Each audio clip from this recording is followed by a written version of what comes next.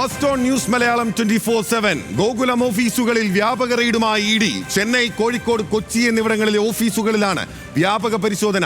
Deputy director Rajesh നായരുടെ നേതൃത്വത്തിലുള്ള സംഘമാണ് പരിശോധന നടത്തുന്നത്. ഫസ്റ്റ് ഓൺ ന്യൂസ് മലയാളം വിവരങ്ങളുമായി കൊച്ചിയിൽ നിന്ന് സഹിൻ ആന്റണിയാണ് നമുക്കൊപ്പം ചേരുന്നത്. സഹിൻ, ഇ ഡി എത്തിക്കഴിഞ്ഞിരിക്കുന്നു. എപ്പോഴാണ് ഈ റെയ്ഡ് ആരംഭിച്ചത്? നോക്കൂ, ഇത്രനാൾ ഗോകുലത്തിനെതിരെ ഒരു നടപടിയും ഉണ്ടായിരുന്നില്ല. എമ്പുരാന്റെ പശ്ചാത്തലത്തിലാണ് സംശയങ്ങൾ ഉദിക്കുന്നത്.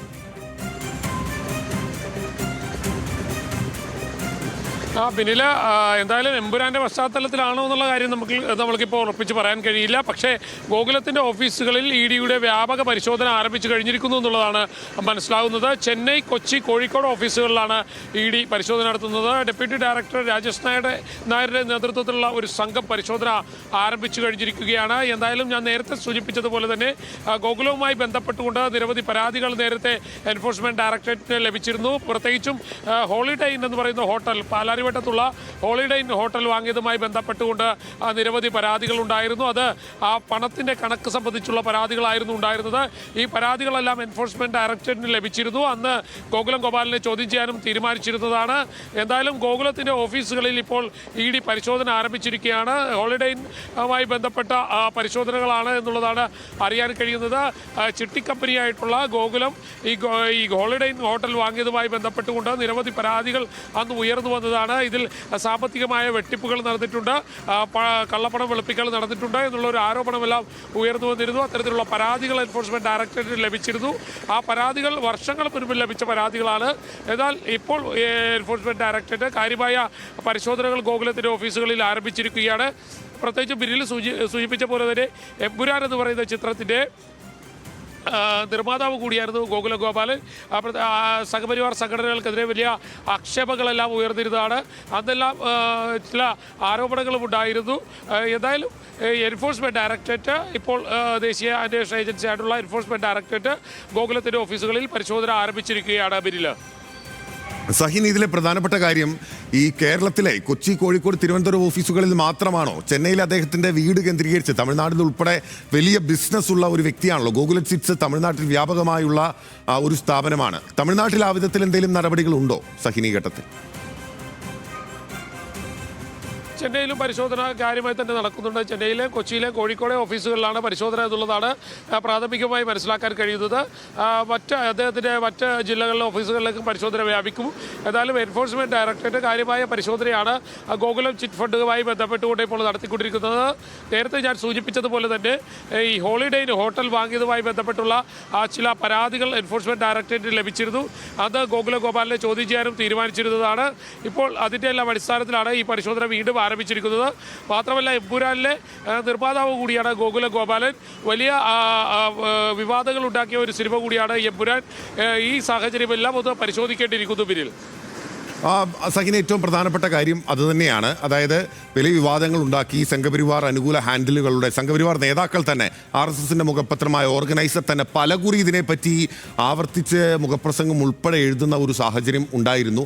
ആ പശ്ചാത്തലത്തിൽ കൂടിയാണ് എൻഫോഴ്സ്മെൻറ്റ് ഡയറക്ടറേറ്റിൻ്റെ ഈ നടപടിയെ സംശയത്തോടെ നോക്കിക്കാണുകയും ചെയ്യേണ്ടത്.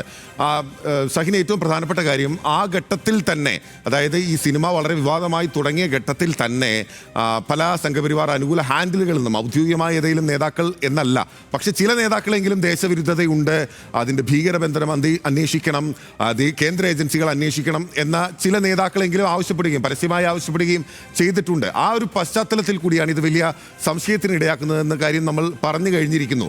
ഇപ്പോൾ ഏത് സംഘമാണ് പരിശോധന നടത്തുന്നത്? ഏത് വിധത്തിലാണ് പരിശോധന സഹിൻ? എൻഫോഴ്സ്മെൻറ്റ് ഡയറക്ടറേറ്റിൻ്റെ കൊച്ചി ഡയറക്ടർ അടക്കമുള്ള ആളുകൾ ഇപ്പോൾ പരിശോധനയ്ക്കുണ്ട് എന്നുള്ളതാണ് മനസ്സിലാക്കാൻ കഴിയുന്നത്. മറ്റൊന്ന്, നേതാക്കളുടെ ഈ പ്രസ്താവന അതാ ഇപ്പോൾ അല്പനേരം മുൻപ് RSSന്റെ കാര്യാലയമായ ഭാസ്കര്യത്തിൽ മേജർ രവി വന്നിരുന്നു. മേജർ രവിയും ഇത്തരത്തിൽ ഇതൊരു ദേശവിരുദ്ധ ചിത്രമാണ് എന്നുള്ള തരത്തിൽ തന്നെയാണ് ആക്ഷേപം ഉന്നയിക്കുന്നത്. അദ്ദേഹം പറയുന്നത് എമ്പുരാൻ ചിത്രത്തിൽ ദേശവിരുദ്ധതയുണ്ട്. അങ്ങനെ RSSുമായി അടുത്ത് നിൽക്കുന്ന, സംഘപരിവാറുമായി അടുത്ത് നിൽക്കുന്ന ആളുകളെല്ലാവരും തന്നെ ഈ ചിത്രത്തെ ഒരു ദേശവിരുദ്ധ ചിത്രമായി ചിത്രീകരിക്കാനും ഒപ്പം തന്നെ ഇതിൽ ചരിത്രം വളച്ചൊടിക്കുന്നു എന്ന് പറയാനോ അത്തരത്തിലുള്ള ആക്ഷേപങ്ങളെല്ലാം ഉയർന്നിരുന്നു. മാത്രമല്ല ഇത് ഈ അന്വേഷണം ആരംഭിച്ചിരിക്കുന്നത് ഒരു ദേശീയ ഏജൻസിയാണെന്നുള്ളതും പ്രത്യേകം എടുത്തു പറയേണ്ടതാണ്. എന്തായാലും കൃത്യമായ തന്നെ ഈ ഏജൻസികൾ അവരുടെ പരിശോധനകൾ ആരംഭിച്ചിരിക്കുന്നു. മൂന്നിടങ്ങളിൽ ശക്തമായ പരിശോധനകളാണ് ഈ ഏജൻസികൾ ഇപ്പോൾ നടത്തിക്കൊണ്ടിരിക്കുന്നത്. ബിനിൽ, സഹിൻ, ഈ സിനിമ സഹിനും കണ്ടിട്ടുണ്ടാകുമല്ലോ. ആ സിനിമയിൽ തന്നെ ഒരു രംഗമുണ്ട്. ഈ വിധത്തിൽ എതിർപ്പറിയിക്കുന്നവരെ കേന്ദ്ര ഏജൻസികളെ ഉപയോഗിച്ചുകൊണ്ട് കയ്യാമം വെച്ച് നടത്തിക്കൊണ്ടു പോകുന്നു, അല്ലെങ്കിൽ ആ വിധത്തിൽ ഉപദ്രവം ചെയ്യുന്നു എന്ന വിധത്തിലൊരു രംഗമുണ്ട്. നമ്മൾ ആ സീൻ റിവീൽ ചെയ്യേണ്ട സാഹചര്യമില്ല. എങ്കിൽ പോലും ഈ ഘട്ടവുമായി, ഇപ്പോഴത്തെ ഒരു സാഹചര്യവുമായി അതിനെ തട്ടിച്ച് കാണാവുന്നതാണ് അല്ലേ സഹിൻ?